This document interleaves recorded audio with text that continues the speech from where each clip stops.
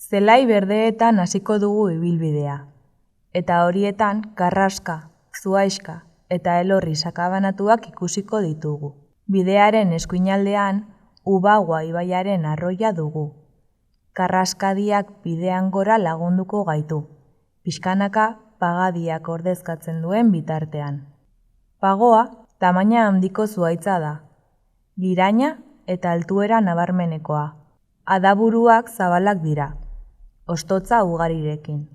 Adarrak eta hostoak horizontalki antolatzen dira, eguzki izpiak eta euri tantak geldiarazten dituzte. Eta horrek eguzki energia optimizatzeko gaitasun handia ematen dio. Zuhaitz honek hezetasun handia eskatzen du, eta beraz, laino ugari dauden inguruneetan agertzen dira. Pagadiak baso fresko eta itzaltsuak dira, hosto erorkorrekoak, eta hauetan Pagoa Fagus silvestris da nagusi.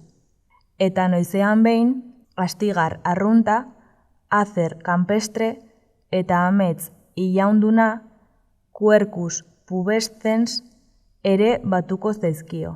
Pagoek proiektatzen duten itzal trinkoak ia ez du eguzki erradiazioa pasatzen uzten, eta beraz, oinpea urria da.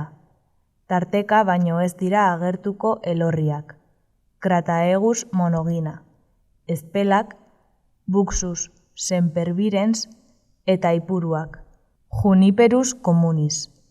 Lurrean, orbelezko alfombra trinko bat dago. Materia organikoko geruza honek beste espezie batzuen garapena eta ernetzea ereagozten duen konposatu bat askatzen du, efektu alelopatikoa, basoko onddo askorentzat substratu egokia eskainiz. Flora geruzan, udaberrian, lore eztanda goiztiarra duten landareak aurkitzen ditugu. Pagoaren hostoak agertu eta argi guztia xurgatu aurretik. Aipatzekoak dira, gibel belarra, hepatica nobilis, basa azafraia, Crocus nodufloris, otxababa emea, Elleborus viridis, edo garatxo belarra, Daphne laureola. Larreak. Urbasa handia goi ordoki bat da, eta muga geografikoa egiten du hegoaldeko klima mediterraneoaren eta iparraldeko klima ozeanikoaren artean.